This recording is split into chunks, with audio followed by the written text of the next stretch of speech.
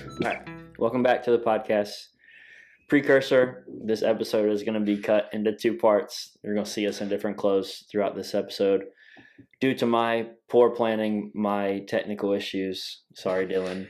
It's all good. It's all part of the process. You're about to see us jump back to the start, and then we'll pick back up wearing these clothes. Let's do it. All right, welcome back to Buddy.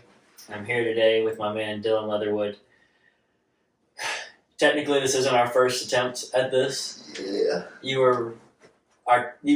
had a test run. Let's just say that. It was a test run. Yeah. Yes, we were figuring out the whole setup, figuring out how I wanted to run this thing, and there's a good many awkward pauses. So we're back again for the actual episode that will be posted online.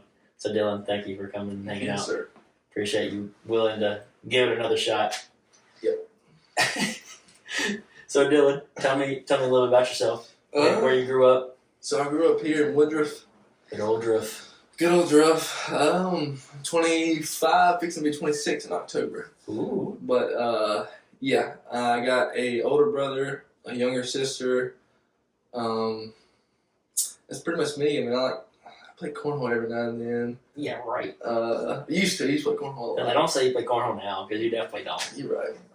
You don't even use the building in your backyard. You're right. I do like to fish. Fair. I work all the time. Hey, you're just saving up. I used to getting married in December, so you That's got to true. work hard right now. I'm also engaged too. Yeah, we'll get to that, but Yeah. you got to work hard right now. You're right. Mm-hmm. That's what it's all about. Put the head down, get ready for December, so then you can enjoy yourself. That's the plan. But yeah, so what do you do for work right now? A little bit of everything. I do grading, so I'm running equipment, delivering smaller equipment like skid steers and minis to jobs like Bowling Springs, Gaffney, Easily. I go pretty much. I'd do anything. Yeah, because you were out in Bowling Springs today when you called me. Yep. Just trying to make sure we were still good for this. So yeah, you do a little bit of everything because you started working with your dad. But when I met you, you weren't working there. Yeah. You were back Total opposite. Complete opposite. You're working in sporting goods at Played Against Sports. I came in, it was June of 2020, and I came in looking at dumbbells and whatnot because I was making a home gym. What a goober. Yeah, what a goober. Goofball. That's what you thought of me. I did. But it's whatever. Your first impression was this. Look at this goofball. And you came in, so it's like a thing in retail. Like, if the store is like not busy, like, if the next person that comes in, you're like, man, why are you coming in right now? Like, if there's nobody in there, you're like, look at this guy. This guy's walking in. Yeah, so you really didn't want me in the building, that's what you're saying. Oh my God, this guy. Yeah, I got to deal with the customer. Yep. Yeah, I know the feeling. I work in coffee, so when you get through a rush and you're like, all right, dead time, you're like, just breathe for a second. Always that one and then guy. it's always one that just comes right back in. And then he's one asking questions, like, whatever. And I didn't really ask that question about your equipment, but I saw that you were goofing off, acting like you were playing basketball with your coworkers. And I was actually getting guys together to play basketball that night at my dad's church. And I was struggling to get numbers. Safe to say I really needed to build my community because I couldn't get people to come play. And Basketball's tough. it's tough. And it's hard to get people to want to play. Right. But I was like, well, I'm going to ask this dude working because he's over here goofing like he's playing basketball. So I was like, maybe he plays basketball. I was like, I'm going to make a friend today. And so, I used to play basketball. I just don't. Especially at the time, I didn't. No. At the time, it was cornhole. Yeah. So I asked you to play basketball. You shot me down. Yeah. But you returned the favor. Exactly. And introduced me to cornhole. You're like, bro, come to these tournaments in Simpsonville and play on Thursday nights at this place. I was like, okay. I went. You didn't show up. See that? I just forgot, man. It just happens. It happens. Life happens, I guess. I didn't think you were being serious. I thought you were just kind of. Bro, how do you think you're not going to take me serious? I literally asked you to hang out. And so when you returned the favor I mean, to hang out, I'm I obviously going to say I didn't yes. really see it like that, so I don't know. Well, at least I appreciated the offer. Yeah. And so you ditched me, or forgot, and didn't show up to the tournament. I won. Went to your job the next day and joked with you that I won. You didn't believe me. Did not believe you at all. Made you go find the picture on Facebook. Yep. And that kind of Lo where, and behold, you won. lo and behold, I won that little tournament. Granted, You got lucky. I mean, it happened. I would call it luck. First tournament, I call it luck. That's fair. I definitely wasn't good at the time.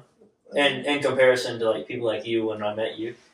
And so that kind of like started our friendship. I remember coming back and joking with you, and you're like, "Well, I'll come next week." Well, actually, you were like, "Well, actually, we were going to start doing these tournaments at a new place in Woodruff, closer to the house. Like, I'll definitely come to that because it's like right in my backyard, pretty much, at this bar in Woodruff." And I was like, "All right, I trust you this time. You're gonna come. Yeah, you'll be there. If I show up, you'll be there."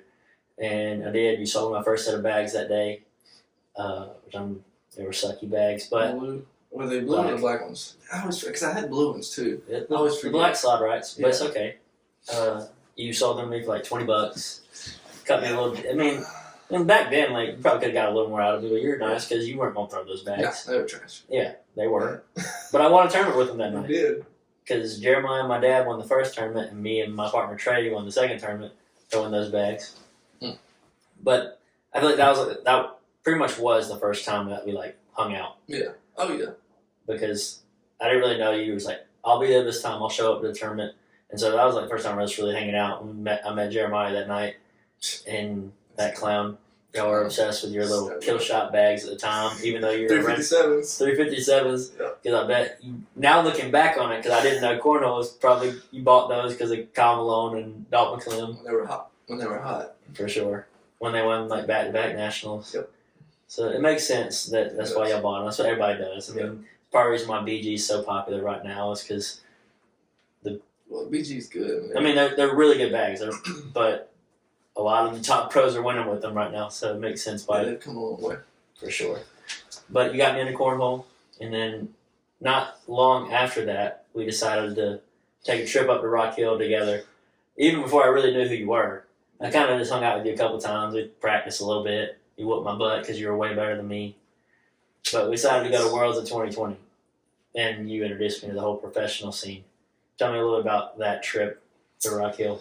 So I do remember on the way there, we stopped. Of course, we had to stop at Taco Bell because Jeremiah, he's that's like his thing. I do like Taco Bell. Taco Bell is at the top. I got burnt out on it for a little while, but Taco Bell they're good. Yeah. But yeah, going to Taco Bell and at that time when you went drinking sodas, I was like, this guy. Yeah. That's not You drinking sodas. loser. You already thought I was weird for coming in and asking you to hang out at work, but now he doesn't drink soda. Who is this clown? So yeah. Anyways, that happened, and now I don't really drink sodas. So anyways, You're welcome. yes. But yeah, and then after that we went to the hotel, and I do remember playing those blind draws behind the hotel at night, and Cheyenne Renner and whoever else she was with, but I think it was a blind draw, so it really anyways. But yeah, she was taking people's money like that was one of the first times I seen like a pro in person. Yeah, that was she was legit. Yeah, and so we hung out at the hotel that weekend. All three tried to sleep together, but we didn't. Yeah, right. You and Jeremiah. You're right. I thought y'all were crazy when y'all were in the hotel. We couldn't sleep that night either. Like it was. Y'all couldn't. Me and Jeremiah stayed up for like forever watching YouTube videos, cornhole. I slept like a baby. I was out like a light. It didn't matter. Mm-hmm. But we played that weekend. Me and Jeremiah sucked it up. We both went 0-2. Happens, whatever. It's the best of I us. mean, granted, that was my first ACL tournament I've ever played in. It was. That's a pretty big one. Pretty big one. Worlds of 2020. I mean, granted, it was competitive, but still. Was it? Yeah, whatever. But you end up winning your bracket, getting tied third. Because y'all didn't play a consolation game, did you? You won your bracket and lost. Now, also, I was looking the other day, they play the competitive brackets on. Well, they put it on Facebook, and it's on the main bracket or the main broadcast board. Yeah, everybody gets a chance to be on that stuff. Yeah, and so you would have got a chance to play on a nice broadcast. Yeah, but hopefully beat me with Viper, I think is what it was. I think so. Yeah, Ryan. His name was Ryan something. I still remember his name. I have him on Facebook. Anyways, that's besides the point. Yep, I remember I took a picture of you, and you had a picture with one of the owners of BG. Graham, you beat him in competitive. I beat him, and he came all the way back in our bracket. So you gave both his losses? Yeah, I had to beat him again. Yeah. To in the championship, he had to beat me twice, but he didn't beat me the first time. Yeah. So I ended up beating him twice. Yeah. Yeah. Shout out Graham. Good man. Yeah, and Rich. Rich was there watching them. Yeah, Rich was back. Yeah, he was in the picture when I took it. At that time, we didn't know who they were. I had no clue who they were at the time. I just was like, I was going to get a picture of you to send to you while you were playing. And I was like, whatever. Yep. But that's when you introduced me to the whole professional scene. You're welcome, by the way. Yeah, thank you, because it definitely changed my life. It definitely gave me opportunities that I'm grateful for. And who knows if I'd even be doing this podcast if you never introduced, if I even never would have met you. Not just saying that this idea would never came out, because this has nothing to do with cornhole, but my life would have looked completely different. I would have. That's a part of the journey. Yeah, it's a part of the journey of life, and like finding out who you are as a person. And so I committed to playing cornhole. I went from 0-2 in competitive to a pro in just over a year. And very impressive. Yeah, I'm very proud of that. Yeah. Very proud of that. And so I'm very grateful for you and all of that, because I understand, like, you started getting busy with work, you ended up switching jobs, and like cornhole kind of got the back burner because you were trying to better yourself, which is awesome. Yeah. You knew you had to get out and play it again. You needed a better job, make more money, and then during our friendship, you met your soon-to-be wife. We'll talk about that in a minute. But I'm just grateful for you and grateful for your friendship, because without you, I wouldn't be where I'm at, because you introduced me to a sport that I fell in love with, and I ran with it, and it led me to opportunities to play. A bunch of people, I'm sure. I've met a ton of people along the way, and some that will be on this podcast soon after you that I would have never have met if I never started playing.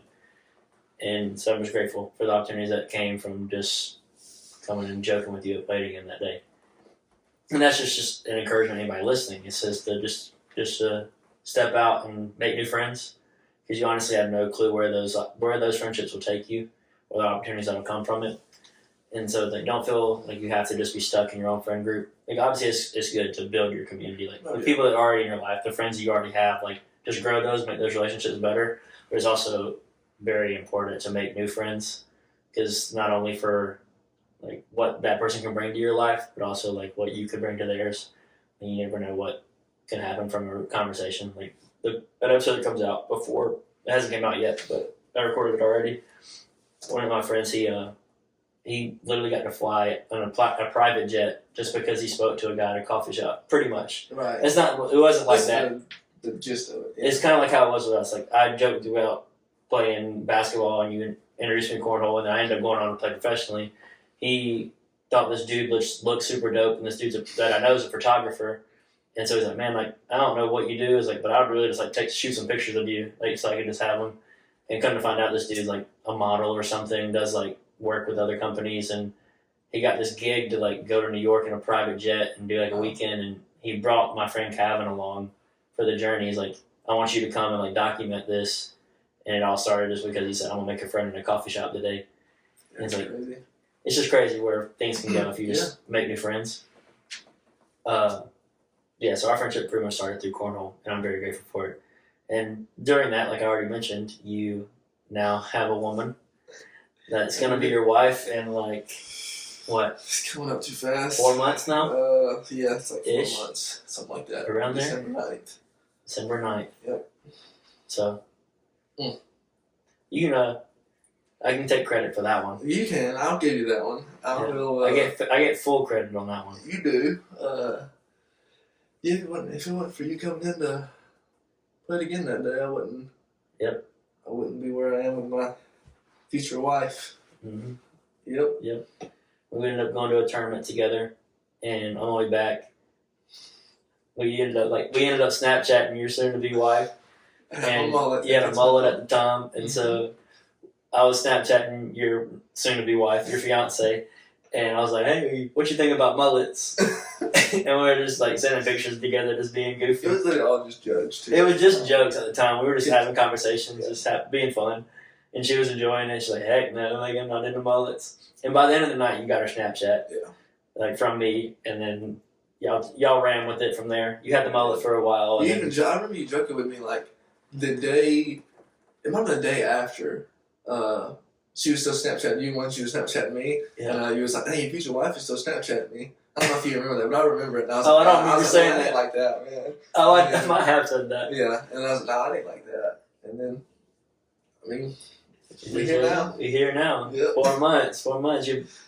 You have a ring on your finger, and I will. you have a wife. Yeah, it's crazy. How's the the wedding? How's the planning going, and how's like finding a place to stay? How's all that going? Oh, it's going. It's stressful. I mean, she's more stressed out than I am, but I'm trying. That's a normal thing, I think. I'm trying to help out, but that's not really much that I can do. She'll ask me here and there about what I think about this or that, and I just put my 2 cents in. And, yeah. But it is for the most stressful. part, you just go along with what she wants, barring like doesn't break the budget or something crazy. Yeah. It's like that's another thing. I'm grateful for her parents and my parents and all that they've done. So it's good. I mean, we got it going. You got it going. Yeah. You got it already. Yeah. She's still stressing, of course. She's gonna stress up till the day of. Yeah. Where is she working now? She works at or where at exactly? It's a place in Greenville. It's a clinical lab. It's called Luxor Scientific, and she's like customer service out there. She don't like it at all, but she's definitely gonna have a career change. We just don't know when, but she's definitely gonna have a career change. Probably thinking like after. Yeah. Get through the wedding. Yeah. Get that done, then. And that way we find. And that's another thing. Finding a place to stay is insane. Because your work is a little bit everywhere. Yeah. And so do y'all have like a generalized area? Well, at first we were thinking like Simpsonville, somewhere like around there, maybe Duncan area, but we don't know because she applied for a place at Spartanburg. I think it's a church, big church in Spartanburg. I forget what it's called.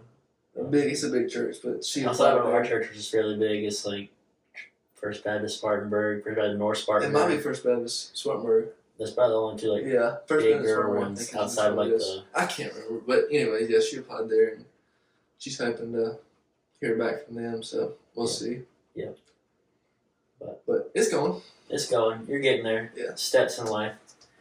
Getting out on your own is like super refreshing. And it's going to be more refreshing that you have like a wife to enjoy it with. See, she's been out on her own for a while with her and her roommate. They've been living in an apartment. And this was the first time me taking that step. Yeah. So we'll see how it goes. Yeah, even like I'm a homeowner, but I'm technically out on my own, but I've had roommates, kind of like she's had roommates in her apartment. Yeah. I really only lived by myself for like a total span of like 3 months. And I'll be on this house for 4 years coming up in October. That's not a bad thing. No, it's not a bad thing. I enjoyed it. Whoops. She didn't get that. Siri didn't get that for some reason. But, no, I've enjoyed living with people.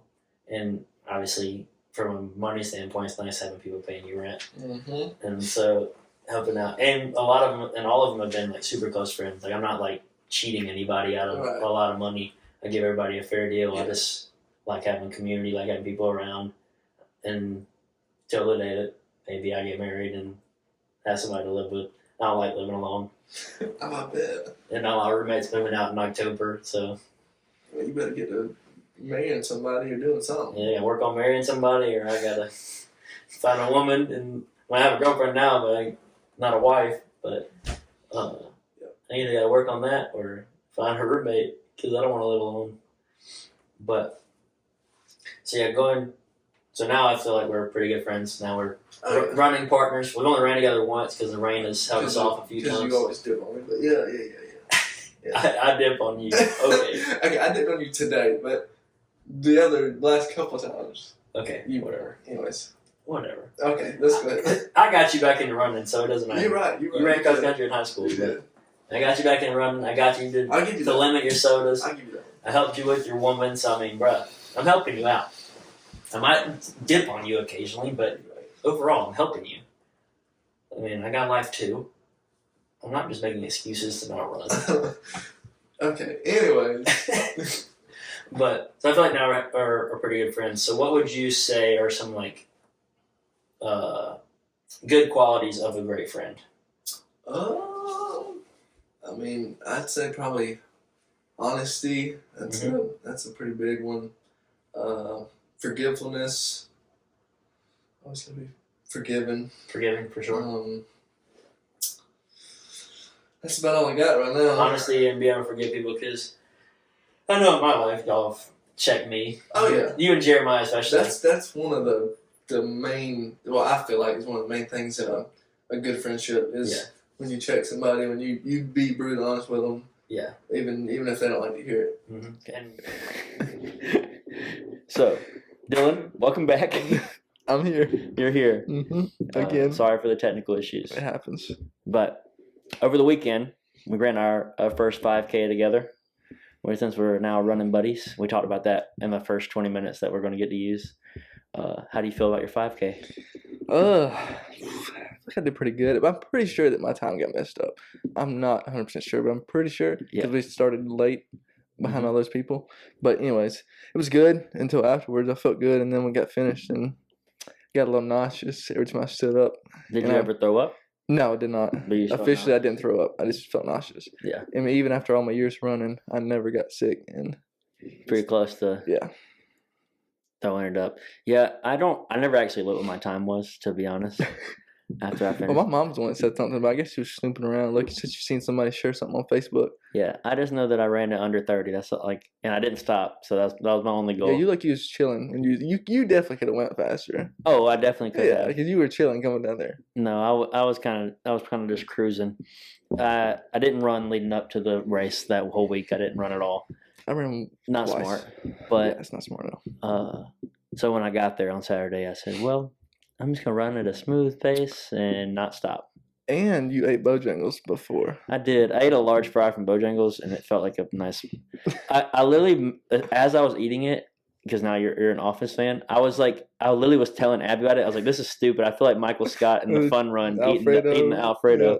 That's literally what I said to Abby as we were pulling to the parking lot. I was like, "This isn't smart," and it felt like I had a brick in my stomach for the first half mile, but so finally it started settling in.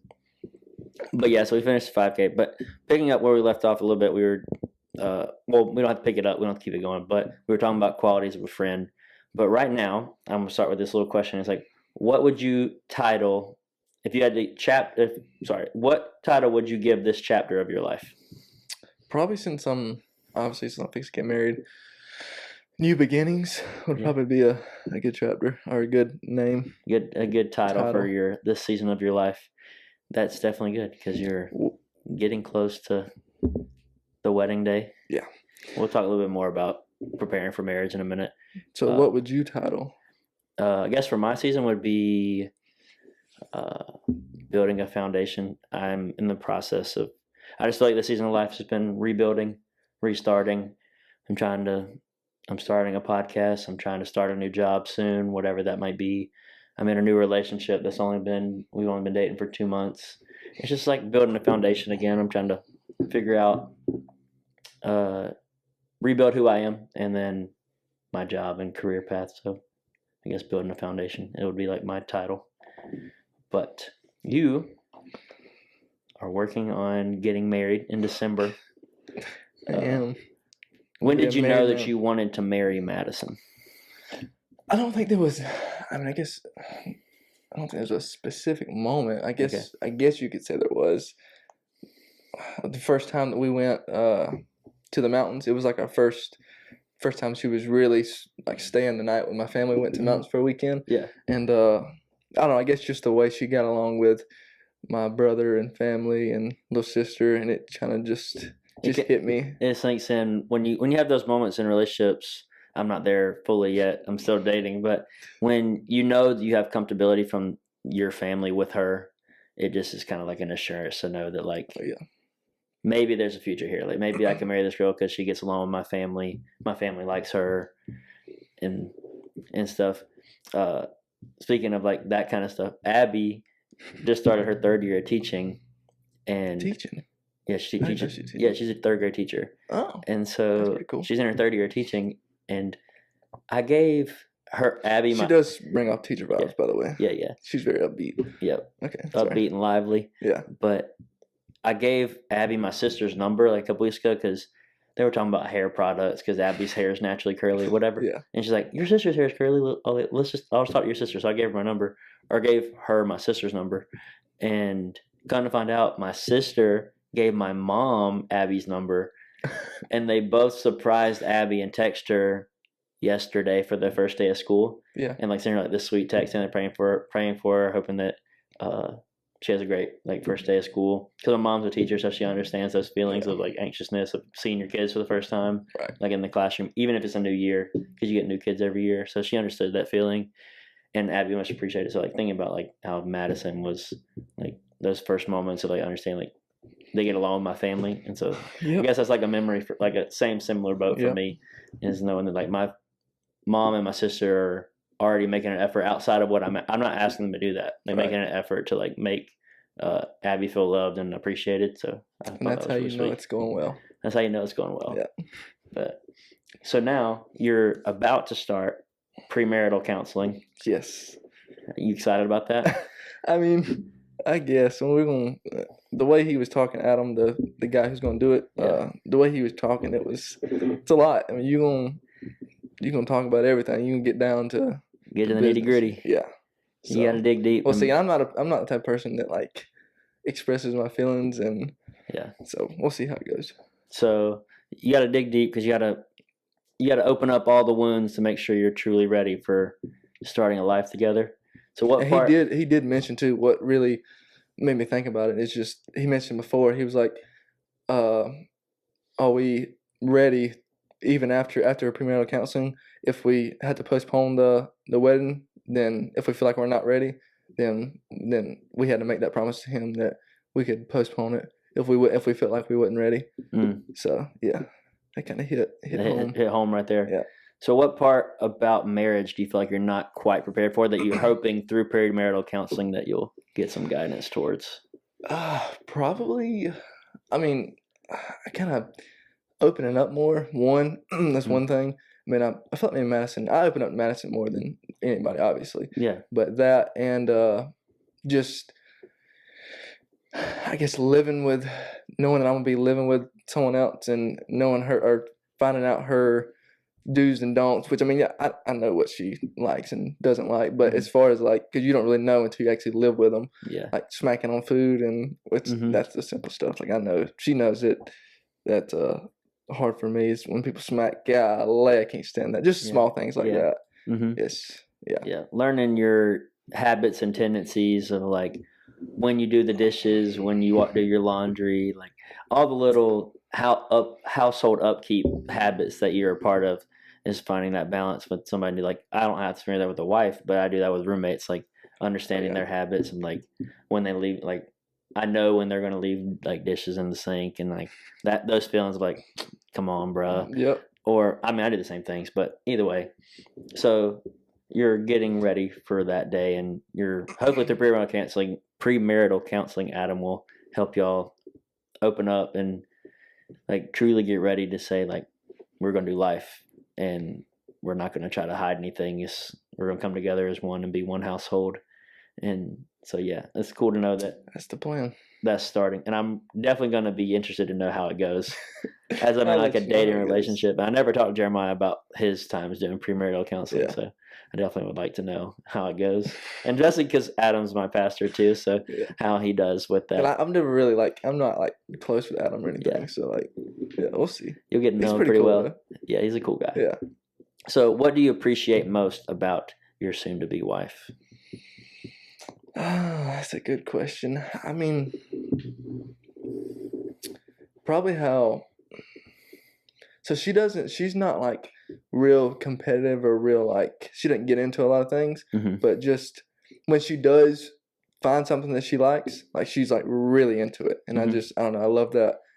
For instance, NASCAR. Yeah. Like that's y'all's thing. Yeah. Like me and her both kind of got back into it, I guess you say, at the same time, but she's really pushed me pretty much to get back into it. But just things like that, just like I said, she don't get into too much, but when she does, like she's very passionate about it.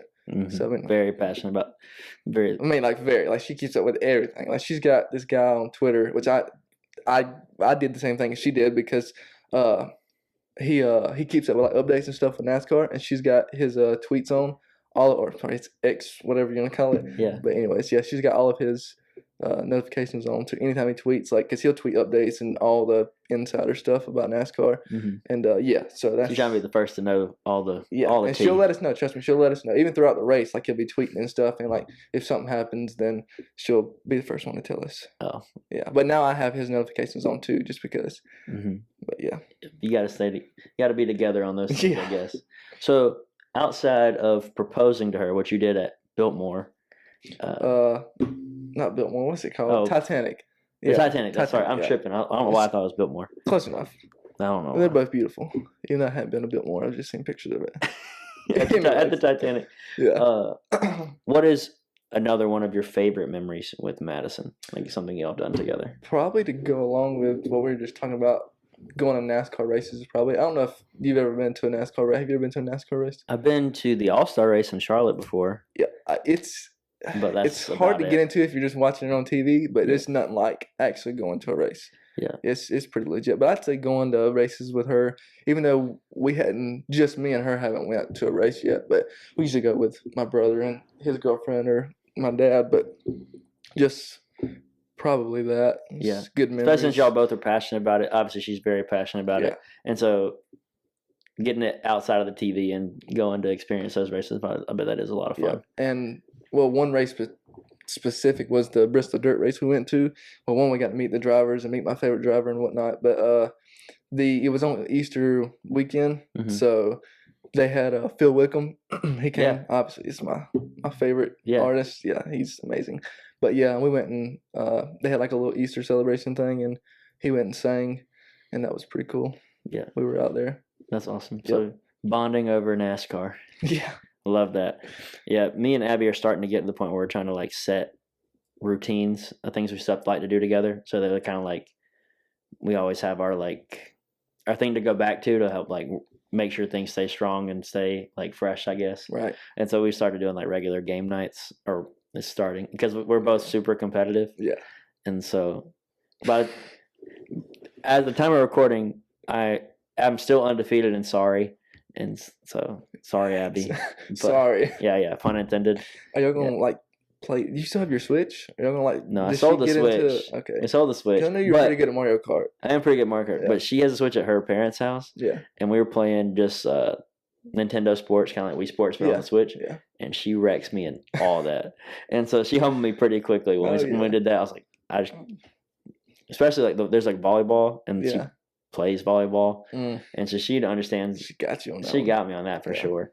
But the only one I beat her in, which was golf, she didn't understand the golf one, so I got her in golf. Makes sense. But either way, we do like regular game nights, so like y'all bond over NASCAR, we bond over like competing in little things because we're just both super competitive, and so it's just fun in that. But I'm looking forward to watching you go through marriage. I feel like I'm going to learn a lot from you and Madison, and from like Dylan or Jeremiah and Mia, and just seeing how marriages start for one, because y'all are getting married in December. We were at Jeremiah's wedding, so we got to see their beginnings and their first year of marriage and how the ups and downs, because he tells me a little bit about things, and I've picked his brain about like through this first year, like what has he learned as being a husband, like what he needs to do better. And so I'm looking forward to seeing how this goes with you and Madison. Forward to it too. I'm looking forward to hearing how premarital counseling goes. Yeah. Because I don't know when that'll happen for me, but I at least want to know like what I'm getting into. Yeah. Because I never talked to Jeremiah about it. Right. And then just hearing how it goes, like starting a house together, the things of learning how to live with someone, learn how to open up about things, not let things bottle up. Yep.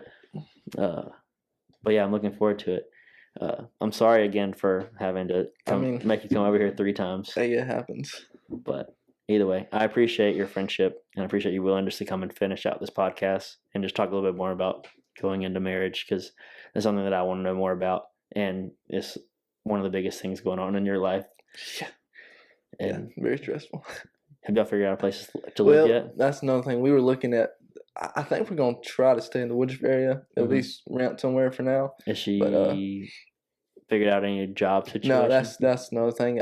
As far as I know right now, I mean, she's still kind of looking, but yeah, I think as far as I know, until we get married and after she's probably gonna be there for a little while. Yeah. So So you're trying to live up in Woodruff. Or yeah, this there's a general house area. actually right across from my aunt's house that's for rent right now, which sucks because we can't. I mean, we're not going to do anything till December. So what about you renting it? I mean, until that's another problem. for 4 months. I don't know if I can take that on right now with all my bills I got. So we'll see. You're waiting until you have 2 incomes. Yeah, exactly. And I'm trying to save as much as I can. That's fair. So I mean, you are about to start a life with somebody, so you kind of stack it up while you can. But rent is a necessity, and so you're gonna have to do it eventually. So if it works out and that's the right house, you might have to just bite the bullet and say, that's what we'll take about. We'll take it now. We've been talking about it. So I scheduled or tried to schedule a tour to go look at it, but they hadn't messaged me back. But anyways. Either way, but thank you again for coming to finish the podcast, and thank you for having me. Thank you for being a part of my community.